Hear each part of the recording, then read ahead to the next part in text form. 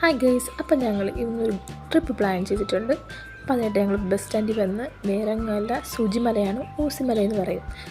അപ്പോൾ ഞങ്ങൾ ബസ്സൊക്കെ കയറി നേരെ അവിടെ എത്തി കേട്ടോ. അപ്പോൾ ഞങ്ങൾ നേരെ നടന്ന് പാസ് എടുക്കുന്ന സ്ഥലത്തേക്കാണ് പോയത്. ഞങ്ങളൊരു ബിസ്ക്കറ്റൊക്കെ മേടിച്ചപ്പോൾ ആ കുരങ്ങൻ ഞങ്ങളുടെ പുറകെ വന്നിട്ടുണ്ടായിരുന്നു തട്ടിപ്പറിക്കാനായിട്ട്. പിന്നെ അവിടുന്ന് പാസ്സൊക്കെ എടുത്തു. രാവിലെ 7 മണി മുതൽ 5 മണി വരെയുള്ള കേട്ടോ അവിടെ വിസിറ്റിംഗ് ടൈം. പിന്നെ പാസ്സൊക്കെ എടുത്തിട്ട് ഞങ്ങൾ അവിടെ ഒരു ഐസ്ക്രീം വിൽക്കുന്നൊരു ചേട്ടൻ ഉണ്ടായിരുന്നു. ആ ചേട്ടൻ്റെ ഇന്ന് ഐസ്ക്രീമൊക്കെ അങ്ങോട്ട് മേടിച്ചു. പിന്നെ ഐസ്ക്രീമൊക്കെ അങ്ങോട്ട് മേടിച്ചിട്ട് ഞങ്ങൾ പതുക്കെ അങ്ങോട്ട് നടന്നു. പിന്നെ ഐസ്ക്രീമിന് നല്ല ടേസ്റ്റ് ആയിരുന്നു കേട്ടോ. അപ്പോൾ ഞങ്ങളിങ്ങനെ പതുക്കെ സൂചിമല ഇങ്ങനെ കയറാൻ തുടങ്ങി. ഞങ്ങളിപ്പോൾ അതൊക്കെ അങ്ങ് ലാസ്റ്റ് എൻഡ് വരെ അങ്ങ് നടക്കണം. 5 മണി വരെ ഉള്ളൂ കേട്ടോ പിന്നെ ഇവിടെ വിസിറ്റിംഗ് ടൈം. 5 മണി കഴിഞ്ഞ് പിന്നെ ഭയങ്കര റിസ്ക്കാണ്. ബസ്സിലൊക്കെ വന്നതുകൊണ്ട് പിന്നെ ബസ് കിട്ടാനൊക്കെ ഭയങ്കര പാടായിരിക്കും. പിന്നെ കുറച്ചുകൂടി സന്ധ്യ ആയി കഴിഞ്ഞാൽ ആനയും പുലിയൊക്കെ ഇറങ്ങുന്ന സ്ഥലമാണ് കേട്ടോ ഇവിടെ. ഭയങ്കര ഒരു നാച്ചുറൽ പ്ലേസ് തന്നെയാണ് ഇത് ഇവിടെ. പിന്നെ ഞങ്ങളെല്ലാവരും കൂടെ പേടിച്ച് കയറി പിടിച്ചങ്ങോട്ട് എന്താ എൻ്റെ വരെ നടക്കണം. അങ്ങനെ കയറ്റം കയറുവാണ്.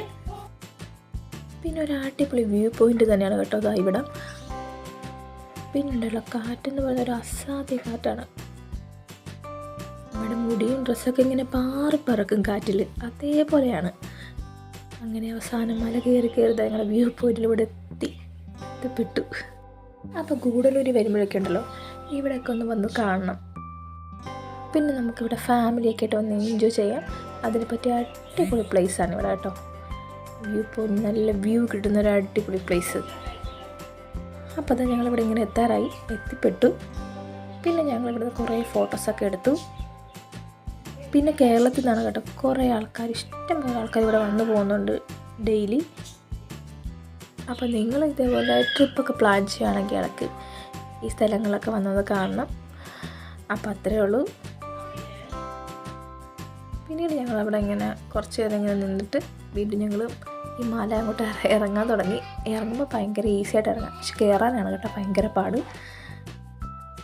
പിന്നെ ബസ് കാത്തിരിക്കാൻ കുറേ നേരം കാത്തിരിക്കേണ്ടി വന്നു. അങ്ങനെ ബസ്സിൽ കയറി പിന്നെ ഞങ്ങൾ ടൗണിലൊക്കെ എത്തി പൊറോട്ടയൊക്കെ കഴിച്ചിട്ട് വീട്ടിലേക്ക് പോയി.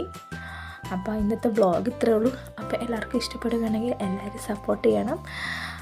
അപ്പോൾ പിന്നീട് ഒരു വീഡിയോ കാണുന്നവരെ ടാറ്റാ.